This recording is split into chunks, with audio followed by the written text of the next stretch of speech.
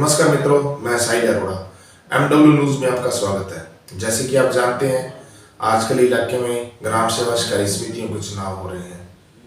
कई जगह तो संचालक मंडल का चुनाव निर्विरोध हो गया, कई जगह संचालक मंडल के भी चुनाव हो रहे हैं। ये वो चुनाव होते हैं जिसमें किसान निर्धारित करता है कि उनका प्रतिनिधि कौन होगा जो ऊपरी प्रशासन तक उनकी आवाज को बुलंद करेगा। उसी क्रम में आज हमारी टीम पहुंची ग्राम सेवा सहकारी समिति 42H। तो हमारे साथ मौजूद है वार्ड नंबर 10 से सदस्य पद के प्रत्याशी पंकज बाना। आज उनसे बातचीत करेंगे कि किन योजनाओं को लेकर वो चुनाव मैदान में उतरे हैं और किस तरह की कार्य प्रणाली देखने को मिलेगी उनके द्वारा 5 सालों में। तो सबसे पहले तो बाना साहब, आपका स्वागत है हमारे चैनल में। आपका भी अरोड़ा जी वेलकम है। आप आए हो, इस सारी कवरेज कर रहे हो हमारे जो भी चुनाव है इसके अंदर। तो 10 नंबर वार्ड से मैं चुनाव लड़ रहा हूँ। ठीक। मेरा सबसे पहला जो चुनाव लड़ने का मकसद है वो है कि हमारी सोसाइटी के अंदर छोटे काश्तकारों को आज के टाइम में जो कृषि यंत्र है वो लाने बहुत मुश्किल है। लगभग एक कृषि यंत्र बनाने में 1 लाख से 1.5 लाख रुपए लगते हैं। ठीक है जी। तो छोटा किसान के लिए वो लाना नामुमकिन के समान ही आप समझो। सही बात है। हमारा सबसे पहला कार्य रहेगा कि हम हमारी सोसाइटी के अंदर सारे यंत्र लाकर उनको छोटे काश्तकारों को किराए के ऊपर उपलब्ध करवाना, ये हमारा दूसरा। अभी तो आप भी देख रहे होंगे, आप मीडिया को बताइए, सबसे बड़ा संकट चल रहा है खाद का। सही गल। हमारा एक तो चलो ये कांग्रेस की सरकार के अंदर है, ये खाद की आपूर्ति सही तरीके से नहीं हो पा रही है। तो हमारी कोशिश रहेगी कि हमारे जो पंचायत का कोई भी किसान है उसे खाद के बैग के लिए दर दर ना भटकना पड़े जहां तक संभव हो। तीसरा सबसे है भी अभी भी बहुत से किसान ऐसे हैं जिनका सोसाइटी के अंदर खाता नहीं खुल पाया है, वंचित है वो। सरकार के द्वारा जो बिना ब्याज जो छोटे किसानों के लिए ये योजना चलाई गई है, हमारा सबसे पहला ध्येय ये रहेगा कि हर किसान तक हमारा ये सुविधा पहुंचे। जो सहकारी समिति द्वारा बिना ब्याज जो लोन दिया जाता है उसकी सुविधा पहुंचे। ठीक। सबसे पहली बात तो ये है जी। मैं यहाँ से इसी मकसद से चुनाव लड़ रही हूँ। ठीक। तो साहब, बात करेंगे आपके स्वयं के व्यक्तिगत परिचय और राजनीतिक परिचय। इससे पहले भी आपका कोई राजनीति में आप एक्टिव रहे हो या राजनीतिक परिचय रहा है, आपका जो फर्स्ट इलेक्शन है? मैं राजनीतिक परिचय तो आपको बताऊं, जिस फैमिली से मैं आता हूँ बहुत बड़ी परिवार है हमारा। शुरू से ही जैसे पुराने टाइम में लंबरदार जिस टाइम होते थे उस टाइम से हमारा परिवार राजनीति में सक्रिय है। इससे पहले मैं इसी पंचायत से वार्ड पंच का एक चुनाव लड़ा था दूसरे वार्ड में जाके। तो जो ग्रामवासियों ने मेरे को प्यार और स्नेह दिया, मेरी 9 वोटों से जीत हुई। मेरे जो सामने कैंडिडेट थे उनके घर के 40 वोट थे।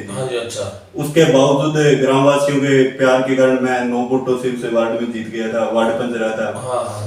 इसके बाद नहर के इलेक्शन में जब टीसी मेंबर के लिए मैंने फार्म भरा तो किसानों के स्नेह के कारण मेरे सामने वाले मेंबर ने अपना फार्म भी उठा लिया, तो वो अपने निर्विरोध ही बना दिया। ठीक है। और अभी भी ये चुनाव ग्रामवासियों के सहयोग से, पूरी पंचायत के सहयोग से, उनके आशीर्वाद से, उनके कहने पे मैं ये चुनाव लड़ रहा हूँ।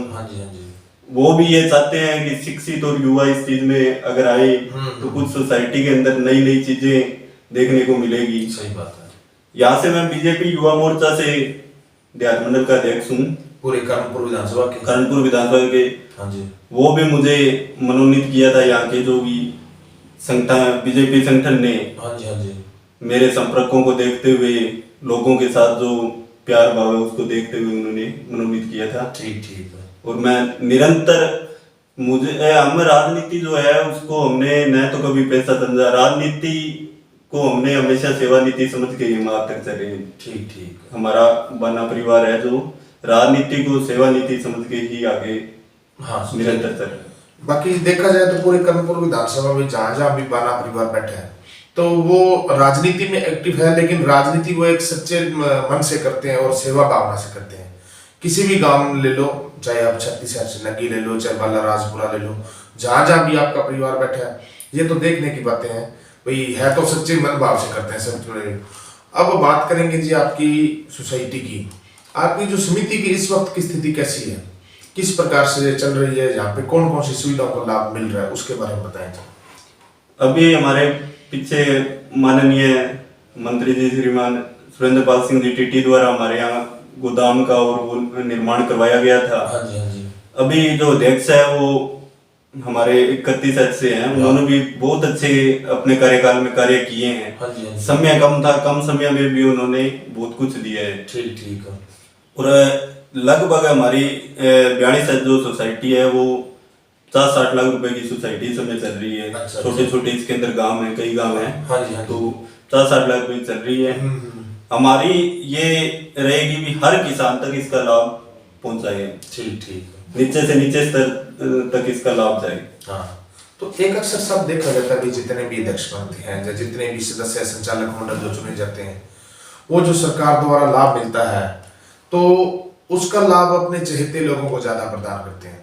वो प्रत्येक किसान के लिए, वो सोसाइटी का मतलब ये एक सबके लिए, सब एक के लिए, लेकिन ये सिर्फ कहने की बातें हो जाती हैं, मौके पर वैसा कोई नहीं देखने को मिलता। तो उसके बारे में क्या विचार है जी? देखो जी, ये तो किसी की पर्सनली सोच हो सकती है। हमने तो, मैं पहले ही बता चुका हूँ, हमारा परिवार तो राजनीति नहीं सेवा नीति के नाम पे चला है। हाँ जी, हाँ जी। पहले भी मैं आज तक जिस भी पद पे रहा हूँ या जो भी मेरा राजनीतिक जितना कैरियर है, उसके अंदर आज तक आप पूरे गांव में भी देखा होगा। आप पत्रकार बंधु यहाँ गांव में भी आते हैं, आपने बाजार में भी सुना होगा। जहाँ से आप बिलोंग करते हो उस गांव में भी मेरे तो जानकार बहुत ज्यादा वहाँ गंगानगर जिले तक है जी। हमने कभी ये चीज इलेक्शन होने के बाद हमने कभी ये नहीं सोचा कि ये आदमी फलां पार्टी का है, ये अपना चेता नहीं है, सब अपने हैं, सब अपने हैं, इसी को लेके हम चले हैं। जन भलाई के कार्य करेंगे, किसी का कोई पर्सनल मैटर हमने आज तक लेके नहीं चले। अच्छा। आज तक का हमारा रिकॉर्ड रहा है, हम किसी का पर्सनली मैटर लेके नहीं चले। और सामने वाले पार्टी को कैंडिडेट भी बहुत मुश्किल से मिला है मेरे सामने चुनाव लड़ने के लिए। आपको ध्यान में हो तो अदर वार्ड से लाके कैंडिडेट उन्होंने खड़ा किया है। कम से कम एक कैंडिडेट तो हमारा सामने है। ठीक है जी। और एक तरफ पूरी सरकार लगी हुई है जी, एक तरफ मेरा जो जनता के साथ प्यार है। अब देखो जीत किसकी होती है। चलो जी, वो तो बाद की बात है। तो एक सर, जैसे हम पूरे एरिया में पंचायत में सर्वे किया, पता लगा कि आप अगर पंकज बाला चुनाव जीतते हैं तो वो अध्यक्ष के प्रबल दावेदार हैं। तो अगर आप चुनाव जीते, आपको अध्यक्ष बनाएगा, तो आपको लगता है भी आप उस अध्यक्ष की कसौटी पर खरा उतर पाओगे?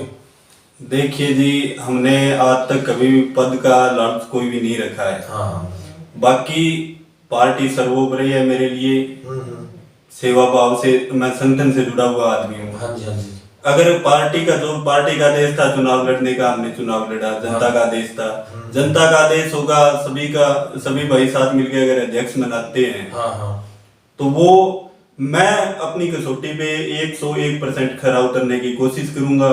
बाकी जो निर्णय होगा हम उसमें पार्टी के साथ। मतलब कि आपकी जो कोर कमेटी बनी हुई है उससे बाहर आप नहीं जाएंगे? मैं जो आपका कोर कमेटी निर्धारित करेगी उसी निर्णय को आप फॉलो करेंगे? उसी को फॉलो करेंगे। तो बड़ी शानदार बात है कि आप संगठन में विश्वास रखते हैं। तो अब आप हमारे चैनल के माध्यम से आपको सारे किसान देख रहे हैं आपके इलाके के, तो उन्हें आप क्या संदेश देना चाहते हो, क्या अपील करना चाहते हो अपने वार्ड वालों से, अपने वोटरों से क्या अपील करना चाहते हो? मेरी किसानों से यही अपील है जी, पीछे जो भी अपने समस्याएं हैं उनसे निवारण के लिए आप ज्यादा से ज्यादा संख्या में मेरे को वोट देकर सफल बनाएं। आपको एक पढ़ा लिखा और सेवाभावी व्यक्ति को चुनकर आप संचालक मंडल सदस्य के लिए सदस्य बनाएं आप। ठीक है जी। तो आपका चुनाव कौन सी तारीख को है साहब? 5 दिसंबर को। और चुनाव निशान क्या है जी आपका? मेरा जग का चुनाव चिन्ह मिला है मेरे को। ठीक है जी। तो ये है जी ग्राम सेवा सहकारी समिति 42H के वार्ड नंबर 10 से सदस्य पद की प्रत्याशी पंकज कुमार बाला, जो कि पहली बार इस चुनाव मैदान में जरूर उतरे, लेकिन वो पूरे कानपुर विधानसभा में किसी पहचान की मोहताज नहीं है। अलग अलग समय में अलग अलग संगठनों में काम कर चुके हैं, तो पूरा अनुभव रखते हैं किस तरह से काम लेके आना है, किस तरह से अपने जो संगठन है उसको मजबूत करना है। और उसी सोच को देखते हुए, उसी मोटिव को लेकर वो इस चुनाव मैदान में उतरे हैं।